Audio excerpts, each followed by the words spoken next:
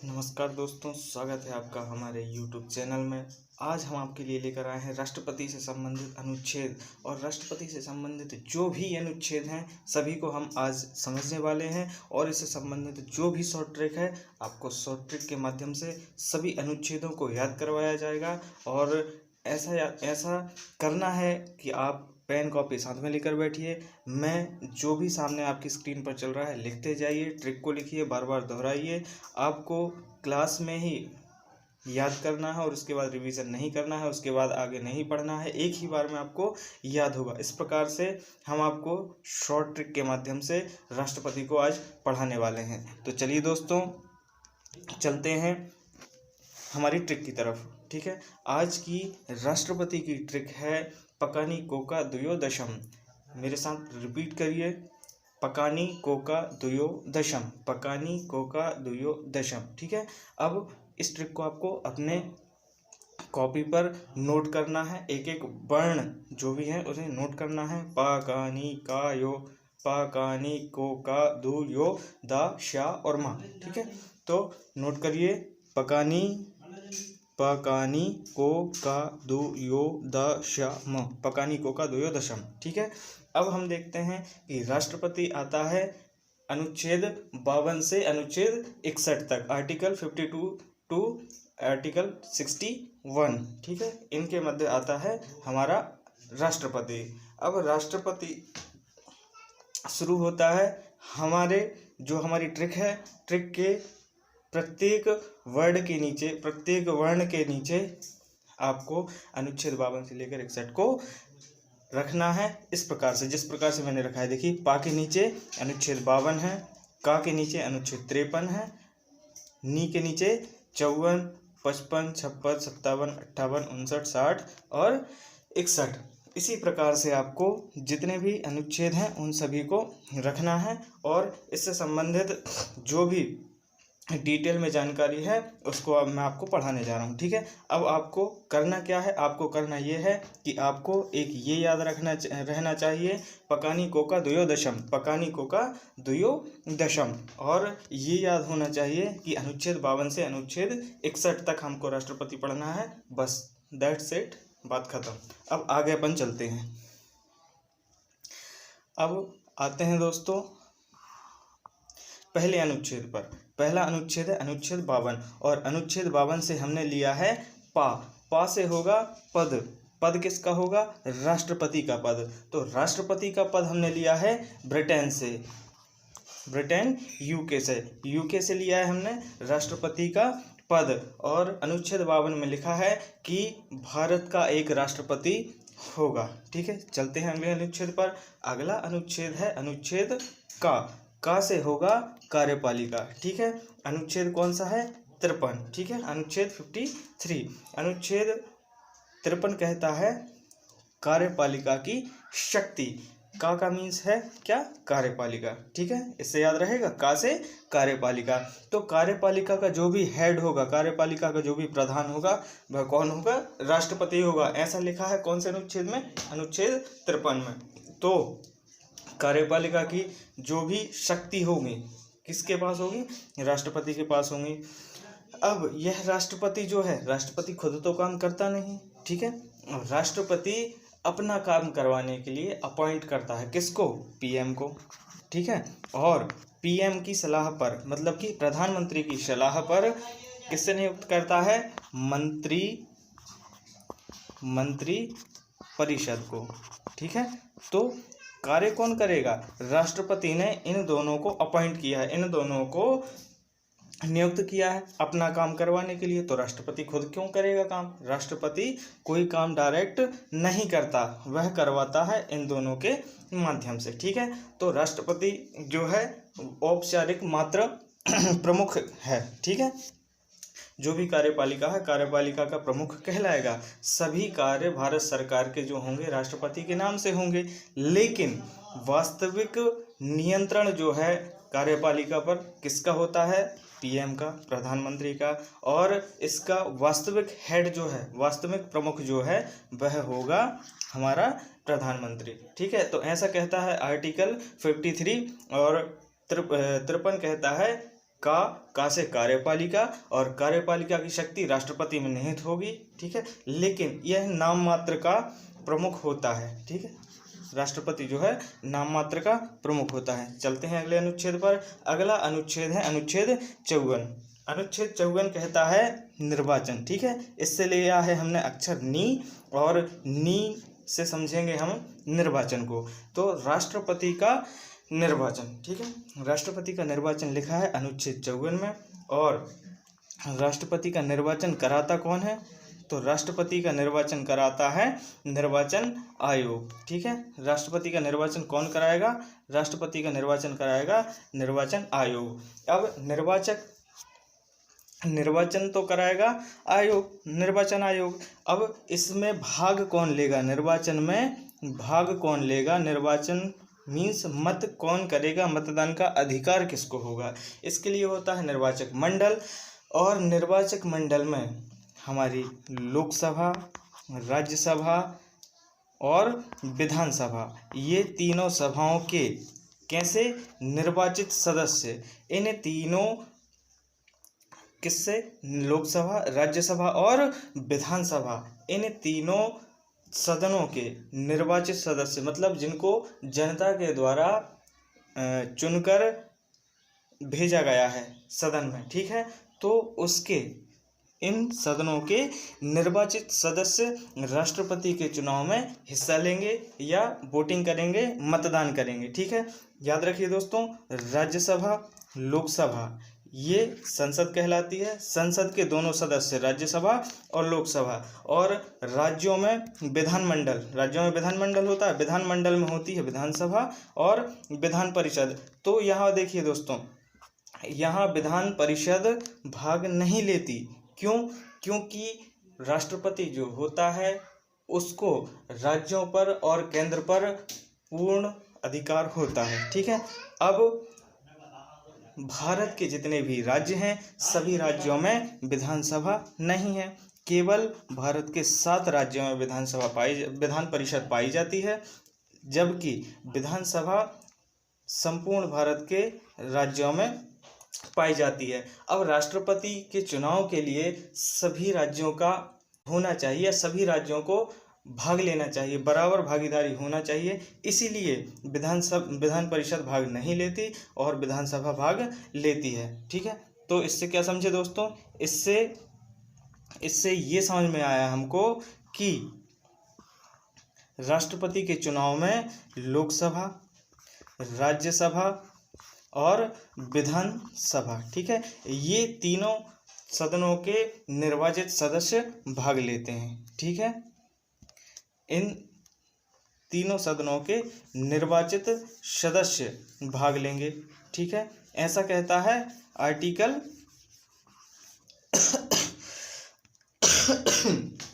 54। ठीक है, अब चलते हैं हमारे अगले अनुच्छेद पर।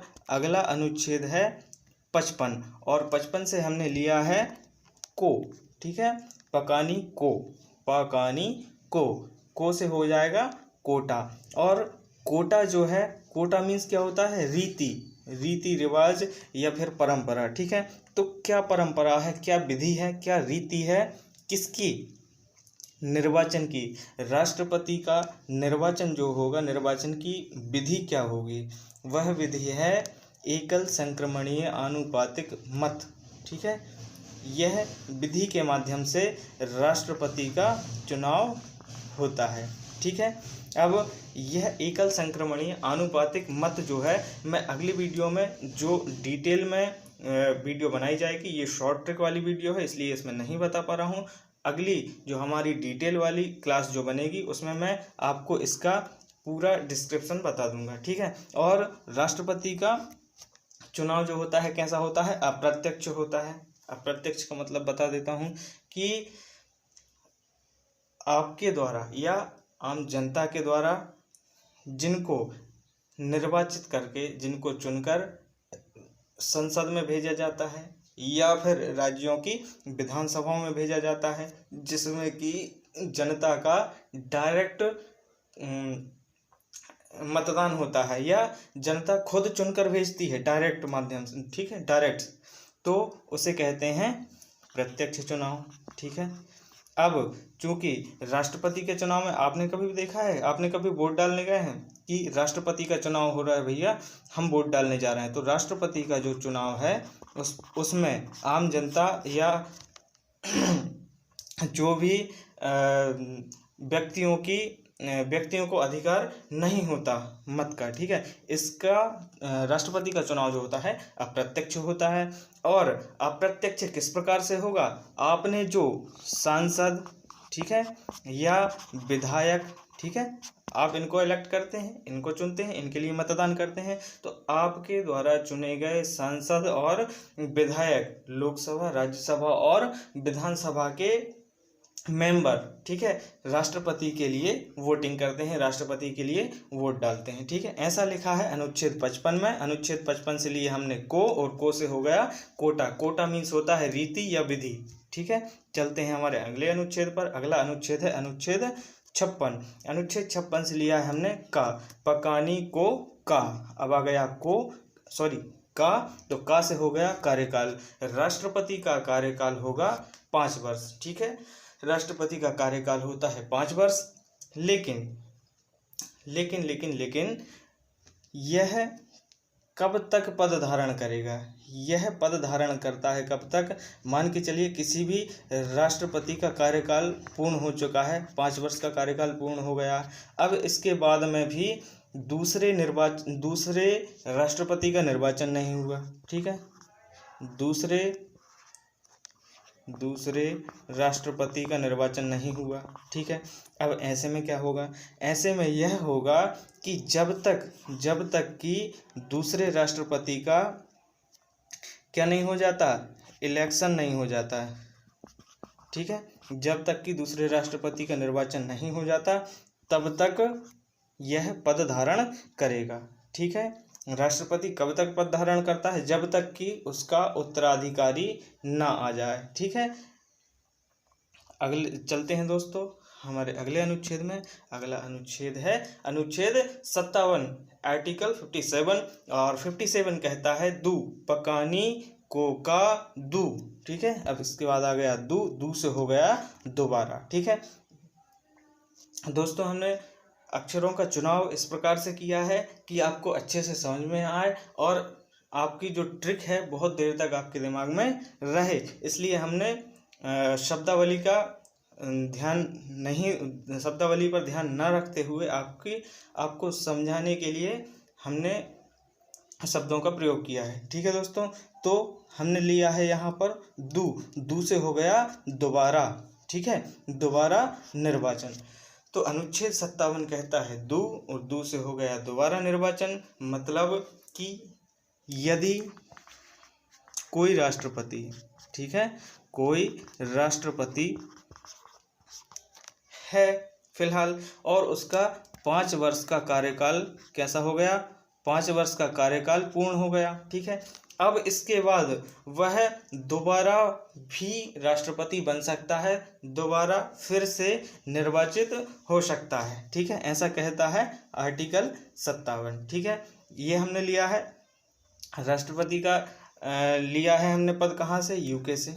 ठीक है, और यूएसए से लिया है हमने क्या, उपराष्ट्रपति। ठीक है, और यूएसए में एक विधि है, यूएसए में है कि एक बार कोई भी अगर राष्ट्रपति बन गया, एक बार बन गया, तो उसके बाद वह इलेक्ट भी नहीं हो सकता, नॉमिनेट भी नहीं हो सकता, चुनाव भी नहीं लड़ सकता, कुछ नहीं कर सकता, बस एक राष्ट्रपति एक बार ही राष्ट्रपति बनेगा। ठीक है, लेकिन भारत में ऐसा नहीं है, भारत में दोबारा राष्ट्रपति बन सकते हैं, दोबारा से चुनाव भी लड़ सकते हैं और जीत गए तो राष्ट्रपति भी बन सकते हैं, ऐसा कहता है अनुच्छेद 57। हालांकि अभी तक भारत के इतिहास में एक ही राष्ट्रपति ऐसे रहे हैं जो कि 2 बार बने हैं राष्ट्रपति। उसके बाद में जो भी राष्ट्रपति बना है एक ही बार राष्ट्रपति बना है और उनका नाम है डॉक्टर राजेंद्र प्रसाद। डॉक्टर राजेंद्र प्रसाद भारत के एकमात्र ऐसे राष्ट्रपति हैं जो कि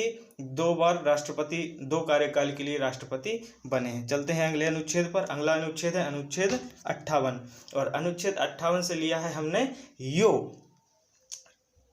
पकानी कोका दु यो, ठीक है, पकानी कोका दुयो दशम, तो यहाँ आ गया यो, ठीक है, यो से हो गया क्या, योग्यताएं। तो अनुच्छेद 58 कहता है कि राष्ट्रपति बनने के लिए क्या क्या योग्यताएं होनी चाहिए, ठीक है। तो योग्यताएं आपको नॉर्मल पता है, जो भी लोकसभा के सदस्य या सांसद बनने के लिए योग्यताएं होती हैं, वही योग्यताएं राष्ट्रपति बनने के लिए भी होंगी, ठीक है। जैसे कि 35 वर्ष की आयु पूर्ण कर चुका हो, ठीक है, और लोकसभा की योग्यता मतलब कि लोकसभा का सदस्य बनने की काबिलियत रखता हो, क्षमता रखता हो, ठीक है, ये सभी राष्ट्रपति की योग्यताएं होंगी। और राष्ट्रपति के लिए कोई अलग से योग्यताएं और शर्तें नहीं हैं, ठीक है। अब लोकसभा की योग्यता के बाद में एक और बात इसमें है कि यदि आपको राष्ट्रपति का चुनाव लड़ना है, राष्ट्रपति का चुनाव लड़ने के लिए एक शर्त अलग से है, वह ये है कि लोकसभा या राज्यसभा में जिस भी सदन से वह व्यक्ति आता है, या फिर कोई भी राष्ट्रपति का चुनाव कोई भी व्यक्ति लड़ सकता है, इसमें कोई पाबंदी नहीं है, कोई शर्तें नहीं है, कोई नियम नहीं है, ठीक है। लेकिन जो भी व्यक्ति चुनाव लड़ने का विचार बना रहा है, उसको चाहिए कि 50 प्रस्तावक और 50 अनुमोदक उसको सदन में चाहिए। अब ये क्या होगा, ये इस प्रकार होगा कि कोई भी 50 व्यक्ति संसद में प्रस्ताव रखेंगे, ठीक है, मतलब कि 50 व्यक्तियों की राय से एक प्रस्ताव पेश होगा संसद के किसी भी सदन में, ठीक है। और विधेयक प्रस्तुत होने के पश्चात कितने 50 अनुमोदक चाहिए, ठीक है, मतलब आपका जो भी प्रस्ताव पेश हुआ है उसका अनुमोदन करने के लिए, उसका समर्थन करने के लिए 50 व्यक्ति चाहिए, ठीक है। मिनिमम इस प्रकार से 100 व्यक्तियों का सपोर्ट आपको चाहिए, तभी आप राष्ट्रपति का चुनाव लड़ सकते हैं, ठीक है दोस्तों। चलते हैं अगले अनुच्छेद पर। अगला अनुच्छेद है अनुच्छेद 59, ठीक है। अनुच्छेद 59 कहता है दा से हो गया दशाएं, पकानी कोका दियो दा, ठीक है, दियो के बाद दा से हो गया दशाएं। दशाएं कहता है कि किस प्रकार की दशाएं होंगी या कंडीशन होंगी, ठीक, कंडीशन। दा से हो गया दशाएं, दशाएं मीन्स कंडीशन। तो किस प्रकार की कंडीशन होंगी कि राष्ट्रपति का चुनाव कोई भी लड़ रहा है तो उसके लिए जमानत राशि 15,000 रुपये जमा होगी, ठीक है। अगर पागल या दिवालिया है तो वह चुनाव नहीं लड़ सकता, ठीक है। और एक और सबसे बड़ी शर्त है, याद रखने योग्य बात एक ही है इसमें, बाकी कोई सा नहीं है, कि किसी भी लाभ के पद पर ना हो। और लाभ का पद होता है क्या, कि सरकार का किसी भी सरकारी पद पर ना होना, ठीक है, ना होना चाहिए, ठीक है। अगर किसी को राष्ट्रपति का चुनाव लड़ना है और अगर वह एक IAS है तो उसको क्या करना पड़ेगा, सबसे पहले यहाँ से रिज़ाइन देना पड़ेगा, इसके बाद ही राष्ट्रपति का चुनाव लड़ सकता है। लेकिन सांसद, ठीक है, या विधायकों के लिए ऐसा नहीं है, ठीक है। अगर कोई भी सदन का कोई भी सदस्य है और वह राष्ट्रपति का चुनाव लड़ना चाहता है तो उसे अपने पद से इस्तीफा नहीं देना पड़ेगा, वह सीधा चुनाव लड़ सकता है। और अगर जीत गया तो जीतने के बाद में, ठीक है, राष्ट्रपति बनने के बाद में अपने पुराने पद से इस्तीफा दे सकता है, ऐसा कहता है अनुच्छेद 59। अनुच्छेद 59 में है दशाएं मीन्स भी होती हैं वही शर्तें, की शर्तें क्या क्या हैं और क्या क्या होना चाहिए, ठीक है। चलते हैं हमारे अगले अनुच्छेद पर। अगला अनुच्छेद है अनुच्छेद 60। अनुच्छेद 60 कहता है कि शाह, अनुच्छेद 60 शाह से होगा शपथ। तो शपथ कौन दिलाएगा।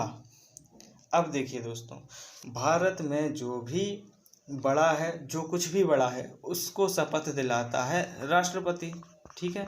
जितने भी महत्वपूर्ण प्रमुख हैं या पद हैं उन सभी को राष्ट्रपति शपथ दिलाता है। अब यहाँ पर राष्ट्रपति की ही बात आ गई, तो राष्ट्रपति को शपथ कौन दिलाएगा, राष्ट्रपति को शपथ दिलाएगा CJI, ठीक है, I chief justice of India शपथ दिलाएगा। ठीक है, सुप्रीम कोर्ट के मुख्य न्यायाधीश राष्ट्रपति को शपथ दिलाएंगे, ऐसा लिखा है अनुच्छेद 60 में। और 60 से हमने लिया है शाह, शाह से हो गया शपथ। चलते हैं अगले अनुच्छेद पर। अगला अनुच्छेद और सबसे महत्वपूर्ण अनुच्छेद है अनुच्छेद 61। अनुच्छेद 61 में लिया है हमने माँ पकानी कोका द्योदशम। ठीक है, लास्ट में आ गया माँ। अब माँ से हो गया महाभियोग, तो राष्ट्रपति पर महाभियोग लिखा है अनुच्छेद 61 में। और यह महाभियोग शब्द जो है, महाभियोग शब्द लिया है हमने यूएसए यानी कि अमेरिका से। अब राष्ट्रपति पर महाभियोग लगेगा। ठीक है, ऐसा कहता है अनुच्छेद 61। कब लगेगा, किस प्रकार से लगेगा, इसके आधार क्या हैं और क्या कंडीशन इसमें होती हैं, यह पढ़ेंगे हम आगे। आधार क्या है, आधार है साबित कदाचार या फिर किसका उल्लंघन, संविधान का। ठीक है, संविधान का वायलेशन या उल्लंघन। ठीक है, अब संविधान का उल्लंघन किस प्रकार से हो सकता है, संविधान का उल्लंघन बहुत प्रकार से हो सकता है, जैसे कि अपने पद पर रहते हुए पद का दुरुपयोग किया जाना भी संविधान का क्या हो जाएगा, वायलेशन हो जाएगा। किसी भी प्रकार से अपने पद का फायदा उठाना या दुरुपयोग करना क्या कहलाएगा, कदाचार या फिर संविधान का उल्लंघन। ठीक है, तो यहाँ पर केवल यदि कोई भी आरोप राष्ट्रपति पर लगते हैं तो यह काफ़ी नहीं है उस पर महाभियोग लगाने के लिए। इसके लिए वर्ड यूज़ किया गया है साबित। ठीक है, कदाचार तो हो गया, ठीक है, इसको साबित भी होना चाहिए। और साबित कदाचार किसके द्वारा होना चाहिए, भारत के सबसे बड़े न्यायालय के द्वारा। ठीक है, सुप्रीम कोर्ट के द्वारा, मतलब कि सुप्रीम कोर्ट ने कह दिया हो कि जो भी राष्ट्रपति ने किया है उससे वायलेशन हुआ है कॉन्स्टिट्यूशन का। ठीक है, तब इस आधार पर राष्ट्रपति के ऊपर महाभियोग लगाया जा सकता है, ऐसा कहता है हमारा अनुच्छेद 61। और 61 से लिया है हमने माँ। ठीक है, माँ से हो गया महाभियोग। इसके लिए एक और शर्त है, और वह शर्त है संसद में विधेयक पेश करने के लिए। ठीक है, अब यह विधेयक पेश होगा। ठीक है, और विधेयक पास होने के बाद, दोनों सदनों में पास होने के बाद, जब यह पास हो जाएगा तब ही राष्ट्रपति पर महाभियोग लगेगा और महाभियोग के माध्यम से राष्ट्रपति को अपने पद से हटा दिया जाएगा। ठीक है, तो विधेयक पेश करने के लिए भी राष्ट्रपति को 14 दिन पहले, ठीक है, कितने 14 डेज पहले आपको सूचित करना होगा। ठीक है, कि भैया राष्ट्रपति हम आपके खिलाफ महाभियोग लाने वाले हैं। ठीक है, इसके पहले 14 दिन पहले उसे बताना पड़ेगा। ठीक है, और 14 दिन बाद आप संसद के किसी भी सदन में, राज्यसभा या फिर लोकसभा, किसी भी सदन में आप उस प्रस्ताव को, उस विधेयक को पेश कर सकते हैं। ठीक है, तो ये थी हमारी आज की शॉर्ट ट्रिक, जिसके माध्यम से हमने राष्ट्रपति से संबंधित जितने भी अनुच्छेद हैं सभी को समझा है। एक बार डिटेल में एक बार शॉर्ट में आपके सामने हम रिवीजन करेंगे। ठीक है, रिवाइज करने वाले हैं। तो हमारी ट्रिक थी आज की, पा का नी को का दू यो दा शा और माँ। ठीक है, पा से 52 कहता है पद, राष्ट्रपति का पद। का से हो गया 53। ठीक है, का से होता है 53 और का से होगा कार्यपालिका, तो कार्यपालिका का प्रमुख होगा राष्ट्रपति। नी कहता है अनुच्छेद 54 और नी से होता है निर्वाचन, तो राष्ट्रपति का निर्वाचन 54 में। अब फिर आ गया को है अनुच्छेद 55 और अनुच्छेद 55 कहता है को से कोटा, राष्ट्रपति का कोटा क्या होगा। ठीक है, अगला आता है का से हो गया 56 और 56 कहता है क्या, कार्यकाल। ठीक है, राष्ट्रपति का कार्यकाल कितना होगा। अगला आता है दू से हो गया दोबारा चुनाव और यह होता है अनुच्छेद 57 में कि मतलब दोबारा निर्वाचन हो सकता है राष्ट्रपति का, ऐसा कहता है अनुच्छेद 57। यो से हो गया योग्यताएं और योग्यताएं हैं अनुच्छेद 58 में। अनुच्छेद 58 में योग्यताएं हैं। दा से हो गया 59 और 59 से क्या हो गया दशाएं। सा से क्या होगा, सा से होगा शपथ। ठीक है, और शपथ है 60 में, आर्टिकल 60 अनुच्छेद 60 में। और सबसे अंतिम और आखिरी है अनुच्छेद 61 से लिया है हमने माँ। ठीक है, और माँ से होगा महाभियोग। तो महाभियोग जो है राष्ट्रपति के ऊपर अनुच्छेद 61 के द्वारा लगाया जाता है। एक और बात बता दूं दोस्तों, संविधान में केवल एक ही जगह महाभियोग शब्द का प्रयोग किया गया है और वह है राष्ट्रपति के लिए। कई बार कई व्यक्ति कहते हैं कि उपराष्ट्रपति के लिए या प्रधानमंत्री को हटाने के लिए भी महाभियोग लगाया जाता है, तो वह महाभियोग नहीं है, वह होती है हटाने की प्रक्रिया। चाहे वह राष्ट्रपति हो, चाहे प्रधानमंत्री हो, चाहे मुख्यमंत्री हो, उन्हें हटाने के लिए महाभियोग शब्द का प्रयोग नहीं किया गया है। उनके लिए सीधा सिंपल वर्ड है हटाने की प्रक्रिया।